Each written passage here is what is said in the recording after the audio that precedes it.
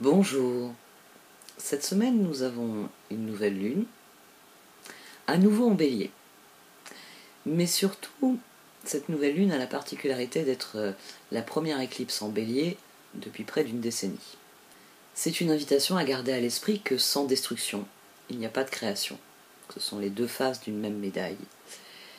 Et nous entrons avec cette éclipse dans la période la plus transformatrice de l'année. Alors, les éclipses. Une éclipse solaire nous incite à abandonner le passé pour commencer à écrire une histoire différente. Elle marque souvent des tournants dans nos vies. La première nouvelle lune que nous avons eue il y a un mois était à 0 degré. Celle-ci va activer le 29e degré. Les 2 degrés sont dits anératiques dans un signe qui est cardinal. Ce sont donc des degrés critiques dans un des signes qui structure la roue astrologique. C'est le premier signe en astrologie, le bélier. Ça vient donc nous rappeler à plus d'un titre que lorsqu'un chapitre se ferme, un autre s'ouvre. Comment définir le bélier? C'est le pionnier audacieux. C'est l'être qui est animé par la passion. C'est un archétype qui a le pouvoir de nous inspirer par sa bravoure, par son courage, par sa détermination. Donc c'est une énergie idéale dans cette configuration de nouvelle lune, éclipse solaire. Alors, c'est une configuration très particulière parce que, sur plusieurs points. D'abord parce que techniquement, les nœuds lunaires n'ont pas encore changé de signe. Donc le soleil et la lune sont à 29 degrés du bélier, conjoint à un nœud nord qui est encore à 4 degrés du taureau.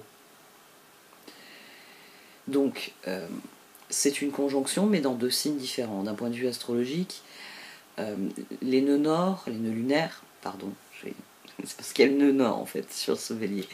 Donc les nœuds lunaires sont des points du destin, c'est des points de karma, c'est des points d'évolution qui sont calculés par rapport à l'elliptique, par rapport aux trajectoires des planètes, enfin trajectoire en l'occurrence de la Lune. Donc ce sont des points hautement symboliques. Le nœud nord représente le chemin inconnu qui mène à la croissance, et le signe où transite le nœud nord, en l'occurrence les taureaux, mais ça va être bientôt les béliers. Donc le nœud nord représente le chemin inconnu qui mène à la croissance. Donc le signe où transite le nœud nord, taureau mais bientôt bélier, c'est une énergie que nous sommes appelés à accueillir pour évoluer.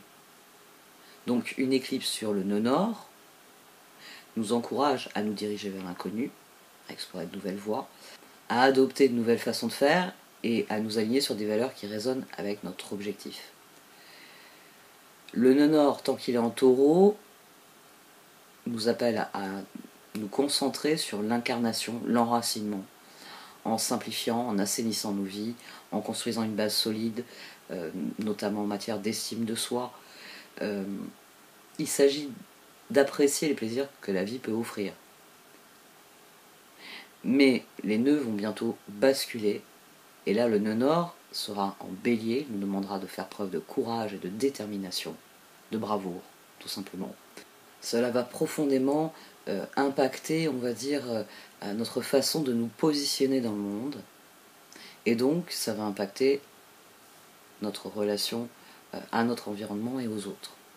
Autre point sur cette éclipse, qui est là encore c'est du technique, l'éclipse actuelle est une éclipse, c'est un événement astronomique rare, d'un point de vue astronomique.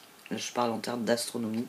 C'est vraiment quelque chose d'astronomiquement rare, parce qu'elle est hybride. C'est-à-dire que les éclipses solaires se produisent lorsque la Lune transite entre la Terre et le Soleil. Donc la Lune nous empêche de voir la lumière du Soleil en passant entre la Terre et le Soleil. Ça se forme quand la Lune et le Soleil sont en conjonction dans l'alignement qui permet de calculer les nœuds lunaires. C'est pour ça qu'on parle d'éclipse astronomiquement et astrologiquement. Mais là, on a une éclipse hybride, c'est-à-dire qu'on a à la fois ce phénomène d'éclipse solaire, mais aussi on a une éclipse annulaire, c'est-à-dire ça va former un anneau dans le ciel pour certaines personnes. En fait, tout dépend de l'endroit où vous serez. Nous, en France, on verra rien. Mais en Australie, en Asie, ils auront, selon l'endroit où ils sont, ils auront une vision soit de l'éclipse totale, soit de l'éclipse annulaire. Les deux se superposent. C'est un phénomène qui est très très rare.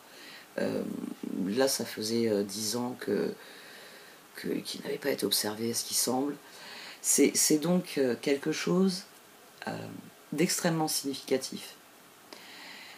Pour l'indice, alors pour vous parler en termes d'indice astrologique, la dernière fois que nous avons eu une éclipse, elle était dans le signe du Bélier, c'était en septembre 2015. Donc s'il y a des choses qui vous semblent se rattacher à cette époque, c'est peut-être parce que c'est ces thèmes-là qui s'activent chez vous. Autre point intéressant, c'est de voir quelles sont les maisons pour vous qui sont impactées par ces transits en fin de Bélier, en début de Taureau. Donc ça, vous regardez votre carte natale, vous verrez tout de suite. Par exemple, quelqu'un comme moi qui est Soleil, Pluton et Mercure en conjonction en Balance, forcément, pleine poire. J'ai de la chance, je suis au milieu du signe, donc je prends moins que les personnes qui sont en fin de Balance, hein, et qui donc forcément prennent cette opposition-là en pleine figure, la nouvelle lune. Mais bon, moi j'ai aussi facteur impactant. Alors par exemple les gens qui sont nés en 77-78, nous avons nos nœuds lunaires sur l'axe Bélier-Balance. Donc je sais que pour ceux de ma génération, enfin mes amis, etc., qui sont nés à la même période que moi, ça va changer beaucoup de choses dans notre façon d'aller vers les autres, beaucoup. Bon, pour en revenir à cette nouvelle lune. Cette nouvelle lune n'est pas responsable de l'énergie survoltée que nous avons actuellement. C'est vraiment un ensemble de facteurs astrologiques qui peuvent être considérés dans l'état actuel on va dire d'agitation que connaît le collectif, pas seulement d'ailleurs en France, un peu partout dans le monde. C'est parce que Mars est très actif. C'est quelque chose dont je vous ai pas mal parlé justement sur la nouvelle lune en Bélier, la précédente, la pleine lune aussi en Balance. Parce que Mars déjà gouverne ces deux nouvelles lunes. Mais fait assez significatif, c'est qu'il va aussi gouverner les prochaines.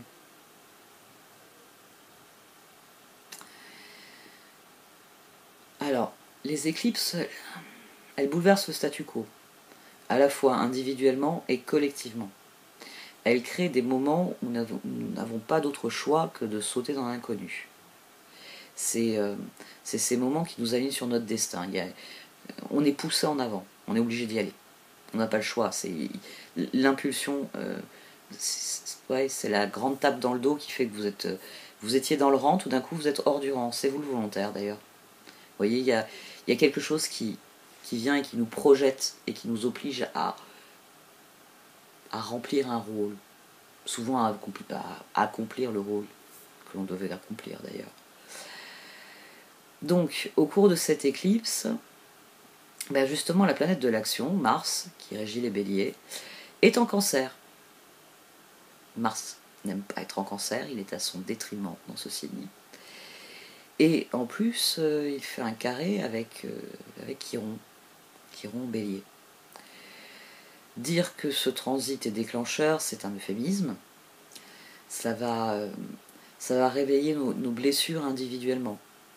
Alors, nous travaillons avec l'énergie de Chiron depuis 2018, il est en Bélier depuis 2018, et nous le ferons jusqu'en 2025. Il vient d'y avoir une conjonction Jupiter-Chiron, donc ça parle en termes de guérison. C'est le fameux pic de fièvre avant le début de la convalescence, du rétablissement réel. C'est ainsi que fonctionne Chiron. On a, qui plus est, un carré entre la nouvelle lune et Pluton. Pluton qui vient d'entrer en Verseau pour la première fois depuis le XVIIIe siècle. 1700 et tout le reste, vous voyez. Donc les 6 prochains mois, nous allons devoir prendre conscience des dérives néfastes qui gangrènent nos sociétés. Comment nous avons cessé d'être frères en humanité pour devenir des cons quelque chose. On a commencé par des consommateurs. Et à l'heure actuelle, l'une des grandes questions que pose l'astrologie, c'est dans quoi vous voulez vous engager. Et bien sûr, quand l'astrologie nous parle d'engagement, c'est comme les archétypes des cartes, ça parle d'engagement élevé, ça parle de sacerdoce, ça parle d'apostolat, ça parle de quelque chose qui est si profondément ancré qu'il ne peut que vaincre et guérir. Enfin, guérir et vaincre. C'est plus intéressant d'ailleurs. Donc, à l'heure actuelle, un des questionnements qui peut être intéressant de se poser avec cette nouvelle lune, c'est comment les injonctions sociales ont impacté, ont empêché votre moi authentique de s'exprimer. Comment les injonctions sociales ont pu vous pousser à mentir sur qui vous étiez, sur ce que vous vouliez, sur ce que vous faisiez même. Ça peut être aussi de reconsidérer le chemin parcouru, en se demandant si vos intentions, si vos idéaux, si vos aspirations, vos principes sont restés alignés sur ce que vraiment vous vivez, vous voulez vivre. La question, c'est est-ce que vous avez été conditionné par superficiellement, par la superficialité finalement de notre société. Pluton va, avec son entrée en Verseau, va poser de vraies questions. Il va rétrograder en Capricorne, donc il va nous laisser le loisir de répondre, mais on va dire qu'il est dans l'entrée, les bulldozers sont dans le jardin, et il nous demande si on va faire ça gentiment, ou s'il va falloir qu'il y aille avec les bulldozers, même dans la maison, vous voyez. On peut avoir... Pluton ici, il vient poser les bonnes questions. Et si vous commencez à lui dire que vous n'avez pas de cave alors que vous y avez enterré plein de trucs, ne vous inquiétez pas, il va trouver la cave, il va trouver les cadavres aussi. Pluton, ici, il amplifie l'éclipse par son carré avec le soleil et la lune. Au niveau collectif, ça va être très perceptible, c'est-à-dire que les tensions, les luttes de pouvoir vont encore être exacerbées cette semaine et les semaines suivantes. Parce que aussi le soleil et la lune sont en conjonction avec Jupiter, également en bélier. Et Jupiter, il a le chic pour exagérer les choses, pour les amplifier, pour les faire grandir. Alors quand c'est faire grandir de la lumière, quand c'est faire grandir du feu sacré, de la créativité, c'est une bonne chose. Quand les choses sont en train de s'enfoncer dans l'obscurité, il y a des chances pour que Jupiter fracasse les lampes en se disant « Oh, faut qu'on aille voir jusqu'au bout à quel point noir c'est noir. » Tiens, maintenant je cite Johnny, pas mal. C'est un moment que je n'ai pas écouté, lui. Alors, cette éclipse solaire en bélier, elle marque le début d'un tout nouveau cycle d'éclipses sur l'axe bélier-balance. J'en ai parlé il y a quelques minutes. Pour l'instant, nous avons eu des éclipses sur l'axe taureau-scorpion. La dernière fois que nous avons eu des éclipses sur l'axe bélier-balance, c'était entre septembre 2004 et juin 2006, et entre, j'ai plus le mois, je ne l'ai pas noté, entre 2013 et 2015. Donc repensez à ce qui se passait dans votre vie à ces époques, parce qu'on a des thèmes similaires qui peuvent émerger. Dites-vous bien qu'une éclipse solaire en bélier, c'est plein de bruit et de fureur. Parce que le bélier est le premier signe du zodiaque, c'est un initiateur plein de passion et de courage. En fait, tout ce dont je vais vous parler, c'est comment les énergies non seulement nous poussent en avant, mais veulent surtout que nous prenions le pouvoir à la manière d'un bélier. Que nous disions « je suis ». Que nous passions du « je pense » au « je suis ». Ces derniers mois, nous avons pensé. À présent, il est temps de dire « je suis ». De dire avec honnêteté ce que l'on est. De prendre position. Positionnement aussi, ça fait des mois que je vous en parle. Parce que c'est une éclipse qui a lieu dans le signe du bélier, qui met au premier plan les thèmes associés au bélier. Même si le nœud nord est encore en taureau, c'est parti pour le bélier. Le bélier sera vraiment une énergie proéminente au cours des prochaines années, parce que les nœuds de la Lune, qui donc arrivent de manière objective cet été sur l'axe Balance Bélier, les nœuds de la Lune vont entraîner un changement dans les thèmes de vie, ça va durer jusqu'en 2025. Même si vous n'avez pas de planète en Balance ou en Bélier, ce changement va mettre en évidence de toute façon vos relations et l'équilibre à trouver en termes d'indépendance et d'interdépendance. Ça va mettre l'accent sur de nouvelles dynamiques de relations. Parce que la leçon de l'axe Bélier-Balance, c'est d'apprendre à être indépendant tout en entretenant des relations. Il s'agit de toujours avoir conscience que nous avons besoin des deux. Nous avons besoin d'être seuls, nous avons besoin d'être accompagnés. Nous avons besoin à la fois de liberté et de sécurité. Nous avons besoin de connexion, de séparation. Nous avons besoin de proximité comme nous avons besoin de distance. On en revient au fameux équilibre des opposés. Donc, une éclipse solaire en Bélier, le premier signe du zodiaque, bien, le moment est venu de repenser, de repenser notre réalité. Mercure va être rétrograde. C'est-à-dire qu'après la poussée en avant, il va y avoir un silence, un flottement. C'est pas le moment de prendre la parole. C'est plutôt le moment, ça j'en ai parlé sur un des tirages quotidiens, je sais que j'ai utilisé cette image, c'est le moment où oui, vous avez été poussé dans la pièce, tout le monde s'est retourné parce que là le boucan quand vous êtes rentré, mais vous pouvez franchir une distance dans cette pièce pour aller, je sais pas moi, sur scène, pour aller à l'endroit de la pièce où votre présence est requise.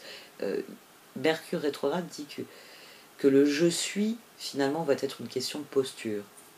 Et ça, c'est intéressant parce que c'est sorti dans les tirages quotidiens, cette idée que ce n'était pas tant le passage à l'acte qui était nécessaire que la posture, que l'attitude, que le positionnement, que l'expression honnête d'intention. Dorénavant, j'ai conscience de ça, et j'agirai en fonction de cette conscience qui est désormais la mienne. Une posture. Et c'est de ça qu'il est question, finalement. L'énergie bélier nous oblige, nous exige que nous exprimions « je suis ». Mais c'est de l'ordre de la posture, il n'y a pas encore de passage à l'acte. D'ailleurs, je vous l'ai dit, Mars est en Cancer, il est à son détriment, donc il excite la situation, mais il ne lui permet pas de progresser. C'est la deuxième nouvelle lune, première à 0 degré du bélier, deuxième à 29e degré du bélier. On est en train de parler de la clôture d'un cycle existant et de l'intégration des leçons apprises de ce cycle. Parce que il va falloir passer à autre chose, il va falloir commencer, comme certains le disent finalement, un monde nouveau. Mais là encore, on a cette configuration assez exceptionnelle sur cette nouvelle lune. Il y a 2 astéroïdes qui se trouvent à proximité de cette nouvelle lune. On a Eris, notamment, qui est conjointe à Jupiter pendant la nouvelle lune et qui est donc aussi à moins de 5 degrés de la conjonction Soleil-Lune. Donc Eris en bélier est conjointe à Jupiter, mais Vesta en taureau est aussi conjointe à la nouvelle lune par le même mécanisme que le nœud nord. Et la présence de Jupiter, dont je vous l'ai dit, ça ajoute une qualité dynamique, expansive. Hein.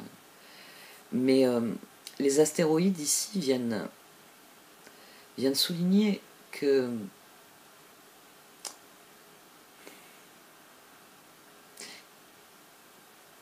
comment dire, Eris est la déesse de la discorde.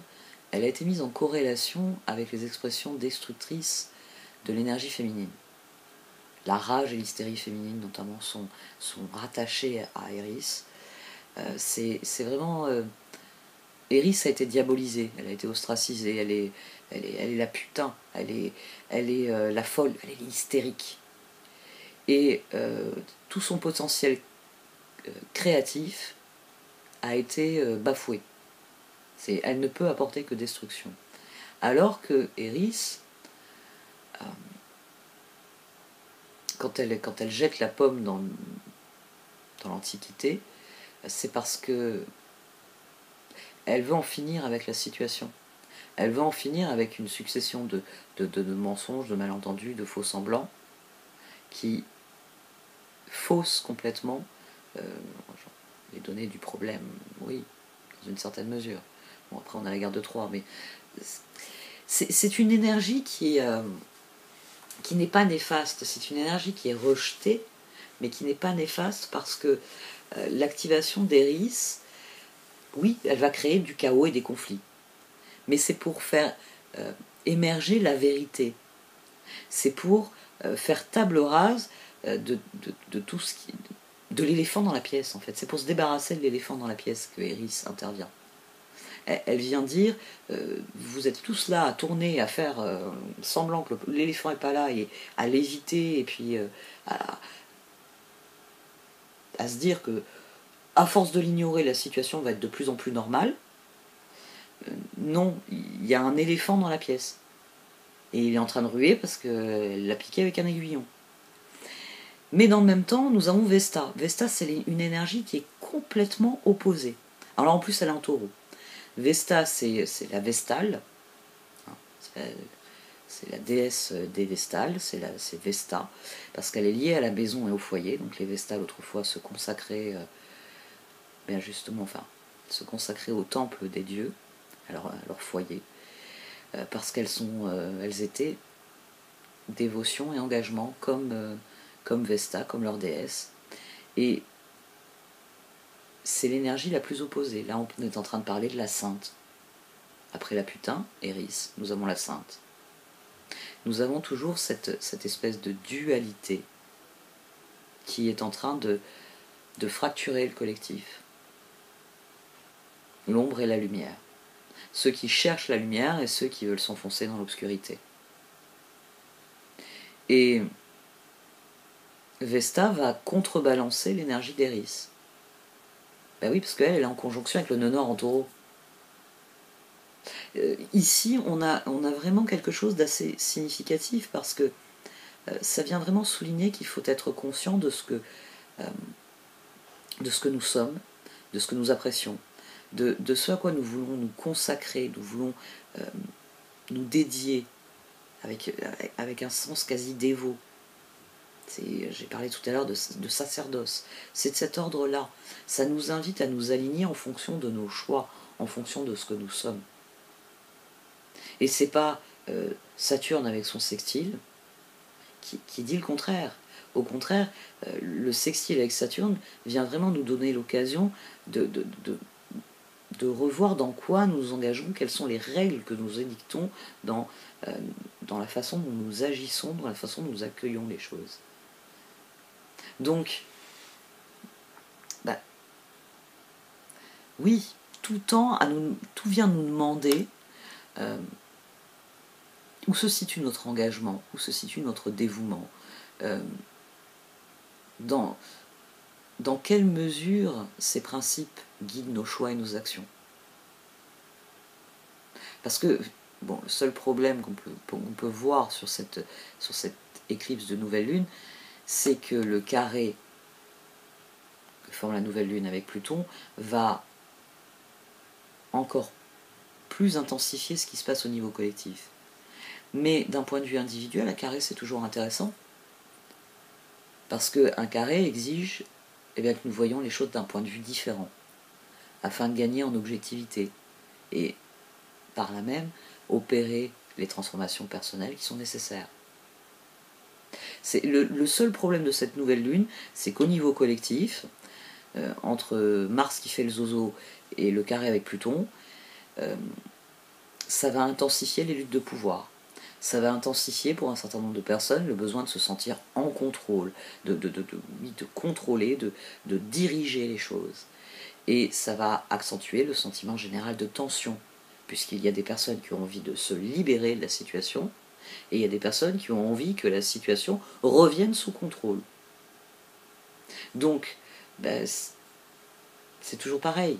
quand il y a un désir d'évolution, quand il y a un désir de transformation, il rentre forcément en conflit avec la peur de perdre des choses dans le changement. Sur le plan individuel, je vous le dis,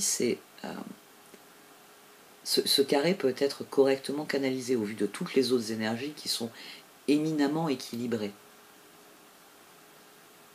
Mais pour cela, il faut prendre garde à notre besoin d'amasser plus de ressources, plus de pouvoir, plus de contrôle sur les choses. C'est plus difficile au niveau collectif, parce que nous avons un sursaut qui vient de populations qui se sont désunies et qui veulent à présent s'unir à nouveau en communauté, et nous avons des oligarques qui veulent tout manipuler, qui veulent tout contrôler. Donc ça accentue encore plus les tensions. C'est réellement le seul problème que me pose cette nouvelle lune. Elle va activer la fracturation actuelle au niveau collectif. Et c'est pas prêt de s'arrêter parce que cette nouvelle lune se combine avec la pleine lune en Scorpion qu'on va avoir début mai. Et les éclipses ouvrent des portails de 6 mois. Et donc la clôture de ce qui s'ouvre avec cette éclipse ne se fera qu'à partir de l'éclipse solaire qui aura lieu quelques jours après mon anniversaire, donc quelques jours après le 11 octobre, donc dans plusieurs mois. Donc, quand on considère cette carte natale, dites-vous bien qu'il va falloir trouver un équilibre entre la pulsion destructrice et la pulsion créatrice. Qu'il va falloir développer une nouvelle relation au monde, à l'autre, en étant bien conscient que pour que quelque chose de nouveau se crée, il faut souvent qu'il y ait une destruction. Et ça va être finalement la chose la plus difficile à accepter, c'est que certaines choses doivent être détruites. Il faut que les cendres ensemencent la terre. Là encore, c'est le cycle éternel de la vie. L'éclipse sur cette nouvelle lune en bélier vient nous propulser dans une période de transition majeure. Et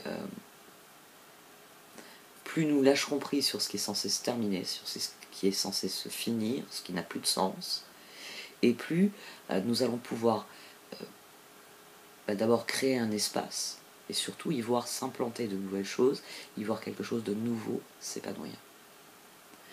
Je l'ai dit dernièrement, je ne sais plus quel jour je l'ai dit, oui, cette nouvelle lune me rend beaucoup plus pessimiste que la précédente.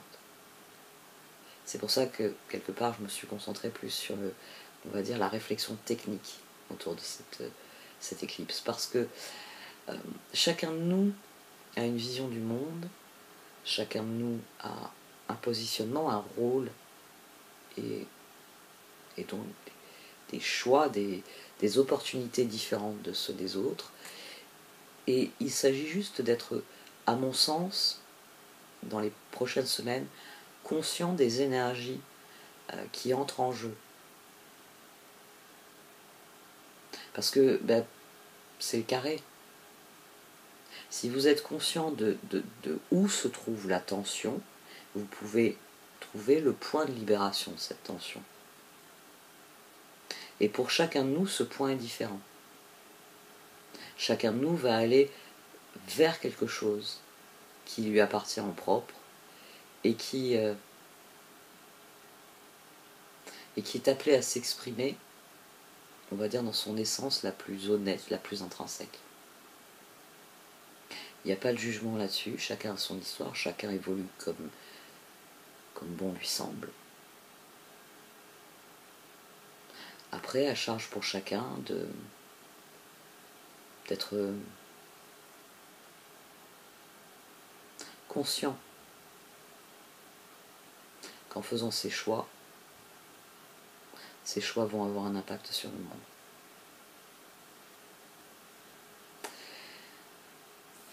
J'arrête là sur cette nouvelle lune. Elle est, je dois l'avouer, un peu rude de mon côté. Merci de m'avoir écouté. Vous pouvez liker, commenter ou partager cette vidéo. Au revoir.